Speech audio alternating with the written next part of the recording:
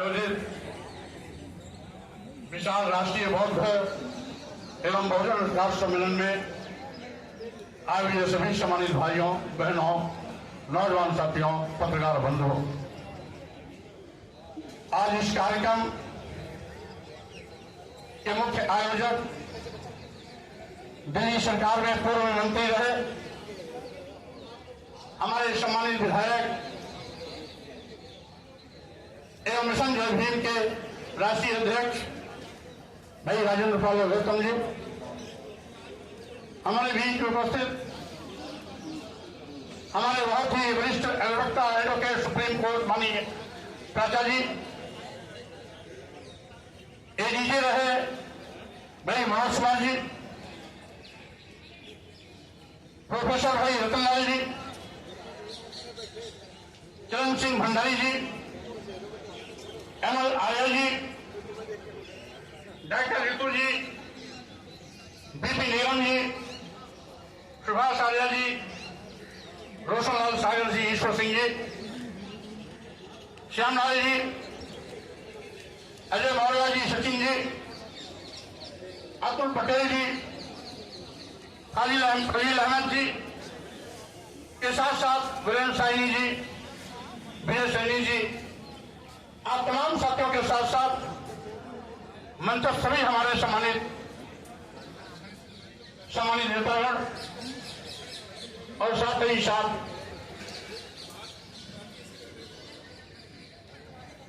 इस बहुजन मिशन जय भीम मिशन के हमारे सभी जिम्मेदार पदाधिकारी, सहयोगी आयोजक साथियों,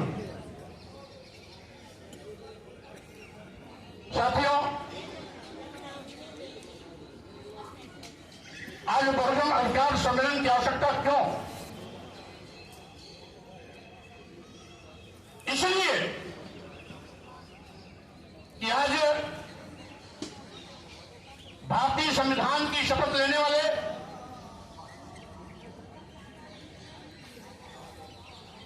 प्रधानमंत्री और देश के मुख्यमंत्रीगण भारतीय संविधान द्वारा प्रदत्त अनुसूचित जाति, अनुसूचित जनजाति और पिछड़े वर्गों के आरक्षण को लगातार खत्म करने में लगे हुए हैं। आज भारतीय संविधान की दी गई व्यवस्था के विपरीत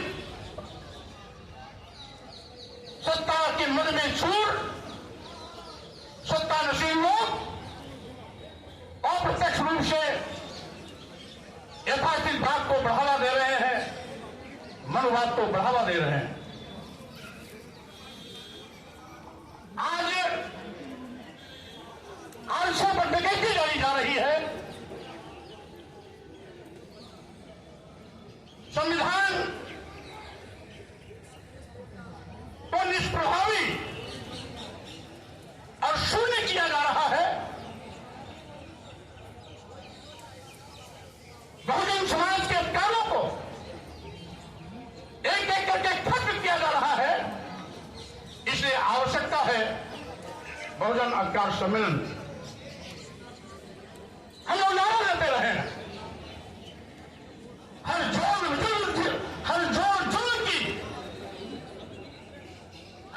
जुल्म के चक्कर में संघर्ष हमारा नारा है।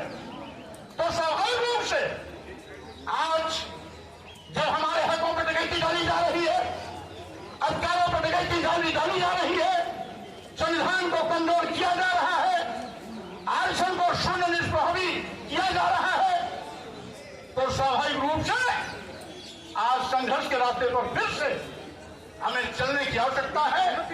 सड़क के माध्यम से अपनी आवाज को फिर से बुलंद करने की आवश्यकता है। इसलिए आज यह कार्यक्रम आयोजित किया गया है कि जिससे कि बहुजन अपने अधिकारों के प्रति सचेत रहे, सावधान रहे। साथियों, आप जानते हैं आज लोकतंत्र को भी कमजोर किया जा रहा है। अभी हमारे सुप्रीम कोर्ट के वरिष्ठ अधिवक्ता महोदय ने बताया कि किस तरीके से तानाशाही हिटलरशाही के रास्ते पर चलते हुए लगभग 150 सांसदों को सरकार के सारे प्रसन्नता सदन के बाहर किया गया। क्या लोकतंत्र को दबाने की साजिश नहीं है क्या? क्या जबरन सरकार अपनी बात को थोपने का दुस्साहस नहीं कर रही है क्या? और साथ ही साथ आज सरकार अपनी कमजोरियों को छिपाने के लिए तरह तरह के हथकंडे अपना रही है। आज जितने भी विज्ञापन निकलते हैं, उत्तर प्रदेश में हो, दिल्ली में हो, भारत सरकार में हो, डब्ल्यूएन की सरकारों के देखरेख में चलने वाले प्रदेशों में हो, हर जगह पर आज अनुसूचित जाति और अनुसूचित जाति का आरक्षण कहीं 2%, कहीं 3%, कहीं 4% दिया जा रहा है। पिछले वर्गों के 27% आरक्षण के सापेक्ष कहीं 5%, कहीं 6%, कहीं 8% दिया जा रहा है।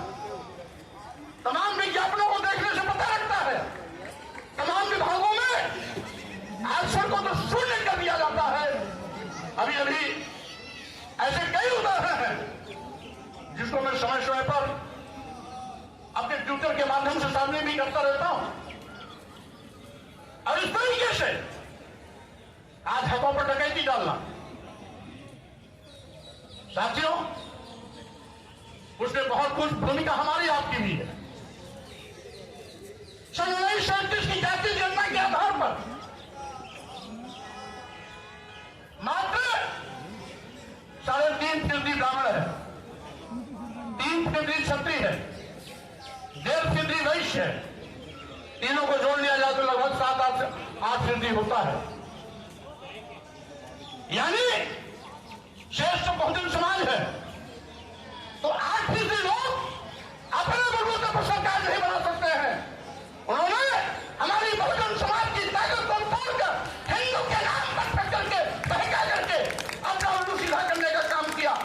यानी वोट देने के लिए हम हिंदू, वोट के लिए अनुसूचित जाति, अनुसूचित जनजाति और पिछड़ा वर्ग का व्यक्ति हिंदू, लेकिन सत्ता में बैठने के बाद हम हिंदू नहीं रह जाते।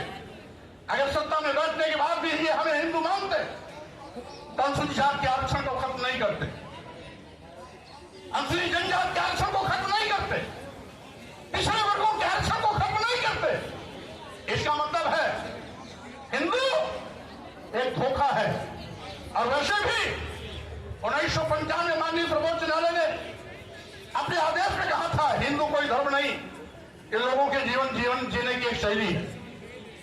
यही नहीं, जो सबसे बड़े धर्म के ठेकेदार बनते हैं, आरएसएस के प्रमुख मोहन भागवत जी ने भी कहा है, एक नहीं 2 बार कहा, हिंदू धर्म नाम का कोई धर्म नहीं है, बल्कि लोगों के जीवन जीने की कला है। देश के माननीय प्रधानमंत्री जी ने भी कहा, माननीय मोदी ने भी कहा, हिंदू धर्म नहीं है। और अभी 1-2 महीने पहले माननीय गडकरी जी ने भी कहा, एक मीडिया कॉन्क्लेव में कहा। लेकिन इन लोगों के कहने से किसी की भावना आहत नहीं होती है। अगर स्वामी प्रसाद मौर्य कह देते हैं हिंदू धर्म नहीं है बल्कि एक धोखा है, और जिसे हम हिंदू धर्म कहते हैं वो कुछ लोगों के लिए धंधा है। जब हम कहते हैं कि ये कुछ लोगों के लिए धंधा है, तब पूरे देश में भूचाल मच जाता है।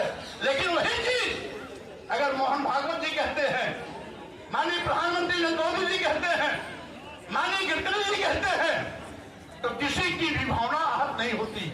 अगर वही चीज स्वामी प्रसाद मौर्य कह देते हैं तो लोगों की भावना इतनी कमजोर होती है कि उनकी भावनाएं आहत हो जाती है।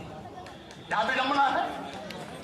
माननीय सर्वोच्च न्यायालय ने 1995 में कहा, तो किसी भी धर्माचार्य ने कोई टिप्पणी नहीं की, लेकिन अगर वही चीज स्वामी प्रसाद मौर्य के मुंह से निकल जाती है तो पूरे देश में एफआईआर की झड़ी लग जाती है। क्या विडंबना है। आखिर हम क्या कहते हैं?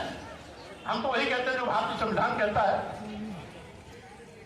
हमने 614 में सब क्लास में स्पष्ट है कि धर्म, वर्ण, जाति, लिंग, जन्म स्थान के आधार पर किसी के साथ कोई भेदभाव नहीं किया जा सकता। अगर भेदभाव नहीं किया जा सकता तो सत्ता में बैठे हुए लोग आज खुला हमारे साथ सत्ता व्यवहार क्यों कर रहे हैं?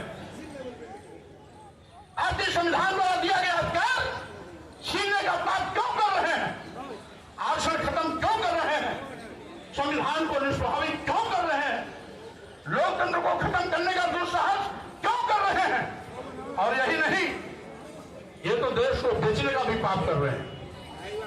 साथियों, आज सही मायने में जब से डबल इंजन की सरकार वाले आए हैं, सरकारी नौकरियां गायब हो गई। आज देश के नौजवान बेरोजगारी का दंड झेल रहे हैं।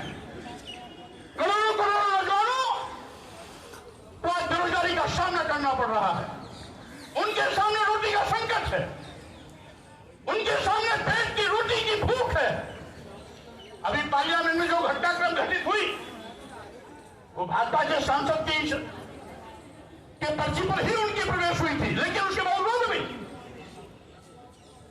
उन लड़कों ने जो भी किया सदन के अंदर और बाहर, ये हो सकता है तरीका उनका गैर कानूनी रहा हो, अलोकतांत्रिक रहा हो, संविधान की मर्यादा के विपरीत रहा हो, लेकिन जो बात उभर के आई है उसके आगे भी कहीं न कहीं बेरोजगारी रही है, उनके पेट की भूख रही है, वो रोटी की तड़पन रही है, तो पार्लियामेंट इस तरह से करने के लिए उनको मजबूर किया है। और इसीलिए मैं कहना चाहता हूं, आज ये हकीकत है कि आप देश का करोड़ों नौजवान बेरोजगारी के नाते दुखी है, पीड़ित है, रोटी की भूख से बिलबिला रहा है। मरता क्या न करता जब आदमी रोटी के लिए अंतिम सांसें लेता रहता है तो उसे कानून नहीं दिखाई पड़ता है, उसे आदर्श नहीं दिखाई पड़ता है। और इसलिए मैं कहना चाहता हूं साथियों, आज तस्वीर है पूरे देश की। आज जिन विभागों में नौजवानों को सरकारी नौकरियां मिलनी चाहिए, जिन विभागों में नौजवानों को सरकारी नौकरी मिलने की उम्मीदें थी कि आज नहीं तो कल यहां हमें सरकारी नौकरी मिल सकती है, उन विभागों को यह सरकार बेचने का पाप कर रही है। देश के सारे बंदरगाह बेच दिए गए, एयरपोर्ट बेच दिया गया, एयर इंडिया बेच दिया गया, सारे रेलवे स्टेशन बेच दिए गए, कई दर्जन ट्रेन अपने चहेतों को दे दिया गया। LIC जैसी बड़ी संस्था जिसमें लाखों लाख लोग काम करते हैं, उसको भी अदानी के हवाले कर दिया गया। क्यों? क्या रिश्ता है देश के सत्ता सीट पर बैठे हुए लोगों का और अदानी का, अंबानी का क्या रिश्ता है? मैं कहना चाहता हूं, क्या करोड़ों नौजवानों की भूख, उनकी बेरोजगारी अदानी और अंबानी सामने क्या कोई महत्व नहीं रखती क्या? यही नहीं, अभी हमारे कुछ वक्ता साथी कह रहे थे तो सरकारी विभाग न रहेगा बांस, न बजेगी बांसुरी, न रहेगा बांस, न बजेगी बांसुरी, न रहेगा सरकारी विभाग, न मिलेगी नौजवानों को सरकारी नौकरी। इसलिए इसी तर्क पर इन्होंने तो अभी बेचने का नमूना पेश किया है। अगर ये ज्यादा दिन तक रह गए तो बारी बारी सभी विभाग उद्योगपतियों के हवाले हो जाएंगे। हमेशा हमेशा नौजवान हाथ मलता रह जाएगा, सरकारी नौकरी कभी नसीब होने वाली नहीं रहेगी। इससे सावधान हो जाना। यह केवल अनुसूचित जात, अनुसूचित जनजात और पिछड़े वर्गों के ही सम्मान स्वाभिमान की बात नहीं, उनके हक हकूक अधिकार की बात नहीं, बल्कि सामान्य वर्ग के भी देश के उन नौजवानों के सामने बेरोजगारी की संकट खड़े होने जा रही है, उनके लिए भी आगाह करने की यह चेतावनी है। जो कुछ भी हो रहा है, समय रहते देश का नौजवान नहीं जगेगा तो स्वाभाविक रूप से खामियाजा उसका कल आने वाले दिनों में इन नौजवानों को भी उठाना पड़ेगा। मैं कहना चाहता हूं, किसानों की दुहाई देने वाले, किसानों को दोगुना लाभ देने का वादा करने वाले लोग किसानों को दोगुना लाभ आज तक नहीं दिला पाए। अलबत्ते जब जब किसानों के खेत में उत्पाद पैदा होता है तो क्या सरकारी क्रय नदारद हो जाते हैं। किसानों को अपना उपज बिचौलियों के माध्यम से बेचना पड़ता है। आने पहले अपनी घर गृहस्थी, घर परिवार की रोजी रोटी, बेटे बेटी की पढ़ाई, डॉक्टरी के लिए उनको पैसे की आवश्यकता होती है, तो मजबूरी में उनका अपना उत्पाद बेचना पड़ता है। आज उत्तर प्रदेश व देश बड़े पैमाने पर अराजकता का माहौल है। किसान अपने हक के लिए लड़ता है। हजारों लोगों को जान देनी पड़ी, तब जाकर के किसान विरोधी जो किसान बिल आ रहा था, सरकार उसको वापस ली। संघर्ष में ताकत है। अगर किसान बिल वापस हो सकता है तो जो भी सरकार विरुद्ध काम कर रहे हैं, अगर आप सड़क पर निकलेंगे तो इनको वापस कदम हटाना पड़ेगा, इनको गलत निर्णय वापस लेना पड़ेगा। यह किसानों ने साबित कर दिया कि जो लोकतंत्र में सबसे बड़ी ताकत है, हमारा संघ, हमारा संगठन, हमारी भीड़, ये लोग की भीड़, लोकतंत्र की जो भीड़ है, इसमें बड़ी ताकत है, इसमें बड़ी ताकत है। भारतीय संविधान के माध्यम से जो लोकतंत्र को बाबा साहब डॉक्टर अम्बेडकर ने हमारी व्यवस्था के रूप में हमें दिया है, वो हमारी ताकत है। उस ताकत का इस्तेमाल समय समय पर हमें करने के लिए तैयार रहना चाहिए। स्वाभाविक रूप से जुल्म जाति अत्याचार वही होता है जहां जुल्म जाति अत्याचार करने वाले लोग होते हैं। जुल्म जाति अत्याचार का प्रतिकार जब किया जाता है तो जुल्म जाति अत्याचार करने वाले लोग कदम पीछे हटाते हैं। इसलिए अगर आप चुप रहेंगे, अगर जुल्म जाति अत्याचार सहते रहेंगे, जाति सहते रहेंगे, जो कुछ भी हो रहा है इसको चुप्पी मार करके देखते रहेंगे, तो जुल्म जाति अत्याचार करने वाले का हौसला बढ़ता रहेगा और साथ ही साथ यह सिलसिला ज्यादा तेजी के साथ आपके साथ और बढ़ता रहेगा। इसलिए साथियों, मैं कहना चाहता हूं, आज वक्त आ गया, बाबा साहब डॉक्टर अम्बेडकर ने जो हमें भारतीय संविधान दिया है, उसी का नतीजा है कि आज हमारे घरों में भी पढ़े लिखे लोगों की एक लंबी कतार है, डॉक्टर इंजीनियर की भी एक लंबी कतार है, IAS IPS की भी एक लंबी कतार है, जजेस और तमाम अधिकारियों की एक लंबी कतार है, वैज्ञानिकों की भी एक लंबी कतार है, हाई कोर्ट के एडवोकेट और सुप्रीम कोर्ट के एडवोकेट की एक लंबी कतार है। अगर बाबा साहब डॉक्टर अम्बेडकर का भारतीय संविधान नहीं होता तो हमको तो पढ़ने लिखने का अधिकार भी नहीं था। सैकड़ों सालों से हमें पढ़ने लिखने से रोका गया था। नारी शूद्रो नधीयताम, इस देश की स्त्रियों को, इस देश के शूद्र समाज को, जिसे अनुसूचित जाति, अनुसूचित जनजाति और पिछड़ा वर्ग कहा जाता है, इसको तो पढ़ने लिखने का अधिकार ही नहीं था।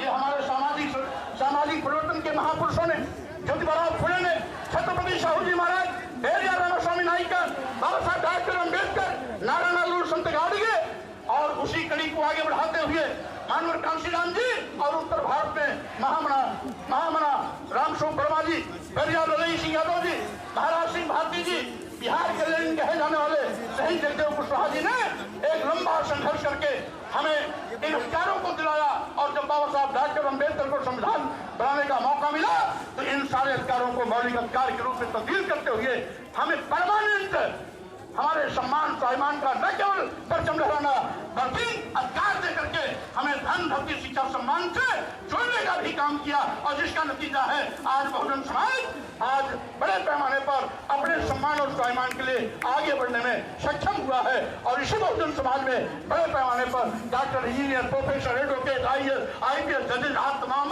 बड़ी संख्या में पैदा हुए हैं। तो ये कमाल बाबा साहब डॉक्टर अम्बेडकर के भारतीय संविधान का है। इसलिए हम अपने महापुरुषों की विरासत को, महापुरुषों की स्थाति को, महापुरुषों के संघर्ष को, महापुरुषों के त्याग को हम कभी भी इस पर पानी नहीं फैलने देंगे।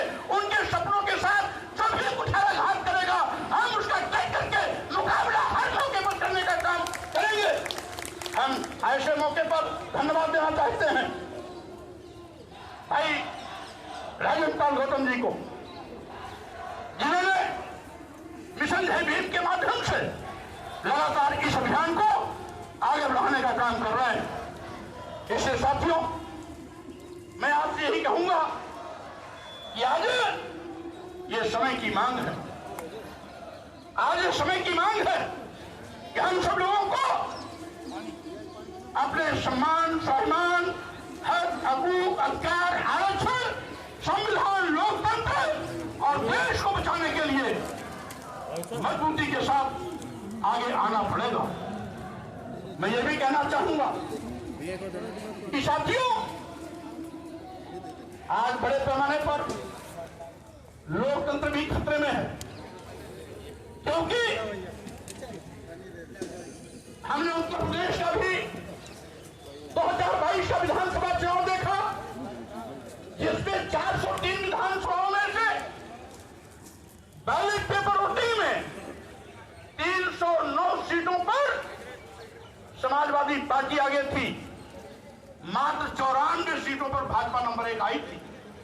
लेकिन जब ईवीएम मशीन की गिनती हुई तो आंकड़ा बदल गया। अभी राजस्थान, मध्य प्रदेश, छत्तीसगढ़ में बैलेट पेपर वोटिंग की गिनती में 2/3 सीटों पर कांग्रेस नंबर 1 थी। लेकिन जब ईवीएम मशीन की गिनती की शुरुआत होती है तो ठीक आंकड़ा ठीक उल्टा हो गया। आखिर क्या कारण है? मतदाताओं का रुझान तो बैलेट पेपर वोटिंग से भी हो जाता है। बैलेट पेपर वोटिंग में राजस्थान, छत्तीसगढ़, मध्य प्रदेश में कांग्रेस नंबर 1, तो ईवीएम मशीन में भाजपा नंबर 1 कैसे? उत्तर प्रदेश के विधानसभा चुनाव में 403 में से 309 सीटों पर Samajwadi party ballot paper voting में नंबर 1, तो ईवीएम की गिनती में भाजपा भारी कैसे हो जाती है? तो कहीं न कहीं दाल में काला है, कहीं न कहीं दाल में काला है। इसलिए पूरी दाल काली हो गई। हमारे कुछ साथी कह रहे हैं, सही बात कह रहे हैं कि आज ईवीएम लोकतंत्र के लिए अभिशाप बन गई। यह जीत जो छत्तीसगढ़, मध्य प्रदेश, राजस्थान में हुई है, ये मोदी जी की जीत नहीं है, ये भाजपा की जीत नहीं है, ये मोदी जी के कल्याणकारी योजना की जीत नहीं है। ये जीत ईवीएम के तिकड़म की है, और ये जीत ईवीएम के तिकड़म की है। और इसलिए तिकड़म खत्म हो तभी संभव है जब ईवीएम का इस्तेमाल खत्म हो। इसीलिए हमारे मंच से साथियों ने एक नारा लगवाया, ईवीएम हटाओ, देश बचाओ। देश बचाओ। 3 नारे लगना है। हमारे साथ नारा लगाइए और हर नौजवान के मुंह से आवाज निकलनी चाहिए।